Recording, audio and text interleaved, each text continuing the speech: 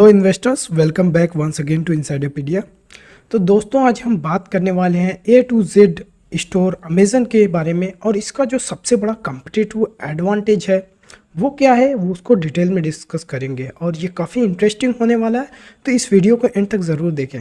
अभी हम बात करें कि अमेज़न का शेयर प्राइस, तो पिछले अगर सिर्फ 10 सालों की ही बात करें तो करीब $9 का जो शेयर हुआ करता था, स्प्लिट होने के बाद आज भी जो है $106 का, इवन दो 188 का जो है इसने पीक बनाया है। इतनी गिरावट के बावजूद 50% ऑलमोस्ट गिरावट हो चुकी है, 45% से 50% तक की। उसके बावजूद इसने पिछले 10 सालों में 1000% का रिटर्न्स दिया है और यहाँ पे आप देख सकते हैं 1000% का रिटर्न्स जो है, इतना अच्छा रिटर्न्स है। और वहीं पे बात करें अब पास्ट में, तो कुछ $1-2 का शेयर, $1-2 का शेयर हुआ करता था, आज 100 बैगर बन चुका है। तो ये कंपनी जो अमेज़न है, इसके पीछे का जो ई कॉमर्स का बिज़नेस है, इसमें जो सबसे बड़ा कम्पिटिटिव एडवांटेज है वो कैसे बिल्डअप हुआ और इसको हेल्प करेगा फ्यूचर में भी पैसा बनाने में, उसको आज हम ये समझेंगे डिटेल में। तो ये होता है कॉन्सेप्ट इकोनॉमीज ऑफ स्केल का, जो ये कहता है कि अगर आप बल्क में काम करते हो, बड़े लेवल पे काम करते हो, तो आपकी जो कॉस्ट है वो बहुत कम हो जाती है। फॉर एग्ज़ाम्पल, अगर मुझे शिपमेंट कहीं भेजना है एक जगह से दूसरी जगह, अगर वो बहुत ज़्यादा वेट होगा, बड़ा शिपमेंट होगा, तो वहाँ पे मेरी कास्ट जो है पर केजी की कास्ट वो कम आएगी एज़ कम्पेयर टू अगर मैं कोई 1 किलो का पार्सल भेजूँ। तो उसी को एक सिंपल लैंग्वेज में आप समझ सकते हैं कि इकोनॉमीज ऑफ स्केल क्या होता है।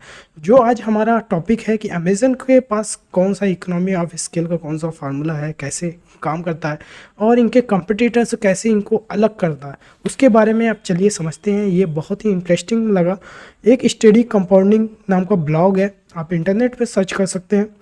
क्योंकि मैं डिफरेंट टाइप के ब्लॉग्स पढ़ते रहता हूँ, तो उसमें से मुझे ये कंटेंट मिला, तो मैं सोचा आप लोगों के साथ भी शेयर करूँ। ये मेरा नया इनिशिएटिव कैसा लगा, इसको भी कमेंट सेक्शन में लिख करके ज़रूर बताएं, ताकि फ्यूचर में भी अगर कोई ऐसी इंटरेस्टिंग चीज़ मिले तो मैं आप लोगों के साथ शेयर कर सकूँ।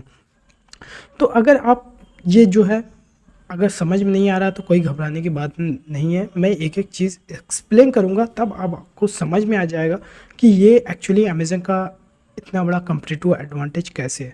तो मैंने ये कहा कि अगर आपका बिज़नेस बड़ा होता है तो ऑपरेटिंग कॉस्ट जो है कम आती है। ऑपरेटिंग कॉस्ट मतलब अमेज़न का सिंपल सा बिज़नेस है, एक ई कॉमर्स पोर्टल है, वो जो है बायर और सप्लायर के बीच में एक रिलेशनशिप बिल्ड करवाते हैं। बायर जो है ऑर्डर प्लेस करता है और जो है जो सप्लायर है वो ऑर्डर पूरा करता है, और अमेज़न जो है बीच का काम देखता है, अपना वेब पोर्टल का, डिलीवरी का और ये सारा रिटर्न्स का सारे चीज़ देखता है। तो उसमें इनकी बस एक ही कॉस्ट है, उनकी जो भी ऑपरेशनल कॉस्ट है, इनका कोई मैन्युफैक्चरिंग का है नहीं कि इनकी कोई मैन्युफैक्चरिंग कॉस्ट होगी। तो इनके कंपटीटर्स का भी यही सेम है, बट ये अलग इसलिए हो जाता है कि इनकी ऑपरेटिंग कॉस्ट जो है इनके कंपटीटर से काफ़ी कम है। ओवर टाइम इन्होंने कम किया, इतने अच्छे से ऑप्टिमाइज़ किया, तो इनकी ऑपरेटिंग कॉस्ट कम हो गई। लेकिन अभी ये कम्पिटिटिव एडवांटेज नहीं है, वो है कम्पिटिटिव एडवांटेज प्राइसिंग का। अभी हम डिटेल में डिस्कस करते हैं कैसे वो प्राइसिंग का है। दूसरी चीज़ ये प्रॉफिट जो इनके कंपटीटर जो ज़्यादा रखते हैं, अभी ये देख सकते हैं ऑपरेटिंग मार्जिन जो है, जो प्रॉफिट कह सकते हैं, ये इनका जो है ये वाला बॉक्स है वो काफ़ी कम दिख रहा है। मैं थोड़ा जूम करता हूँ इसको, ठीक है। ये बॉक्स आपको थोड़ा लंबा दिख रहा होगा, ये थोड़ा कम दिख रहा होगा। अब इससे ये हुआ कि इनकी ओवरऑल कॉस्ट, प्रॉफिट रखने के बाद जो कॉस्ट है इनकी, जो इनके कंपटीटर की है ब्रेक इवन लाइन, यहाँ पे ऐसा पॉइंट जहाँ पे इनकी टोटल ऑपरेटिंग कॉस्ट प्लस जो उनका प्रॉफिट है, वो जो इनको उतने पर रखना ही है प्रॉफिट, उसके बाद जो आता है उस पर ये अपना प्रोडक्ट जो है डिलीवर कर सकते हैं, कस्टमर और बायर के बीच का जो ऑर्डर है उसको फुलफ़िल कर सकते हैं।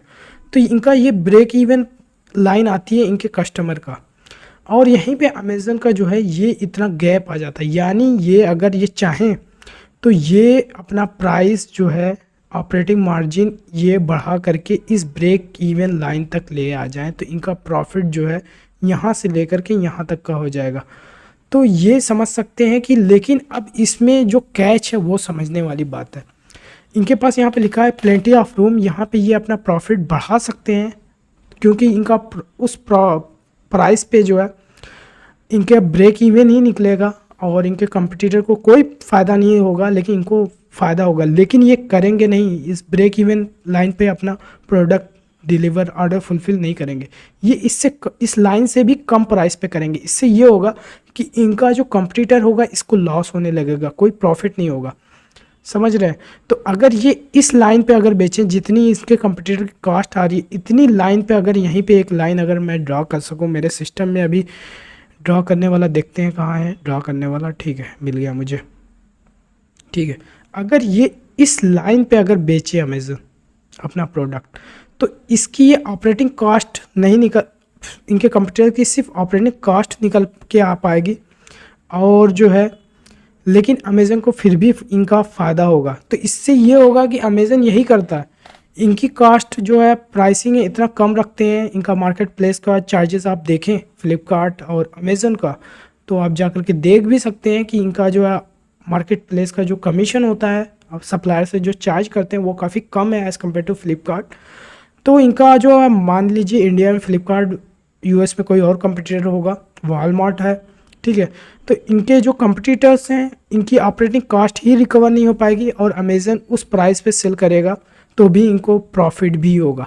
तो ये है, अब अमेज़न इसको अपना प्रॉफिट कभी इंक्रीज़ नहीं करेगा। वो कहता है कि लो प्राइस रखो बट वॉल्यूम में काम करो, आपका ओवरऑल प्रॉफिट सेम रहना चाहिए। बट कंपटीटर की जो है ऐसी की तैसी हो जाती है।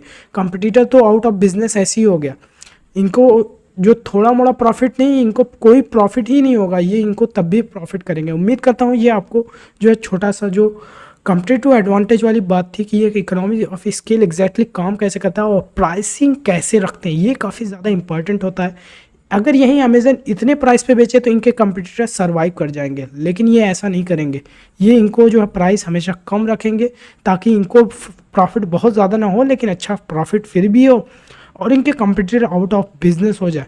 तो ये है अमेज़न की स्ट्रेटजी। उम्मीद करता हूँ वीडियो अच्छा लगा होगा। अच्छा लगा तो लाइक करें, अपने दोस्तों के साथ शेयर करें। फिर मिलेंगे नई वीडियो में, तब तक के लिए हैव ए गुड डे।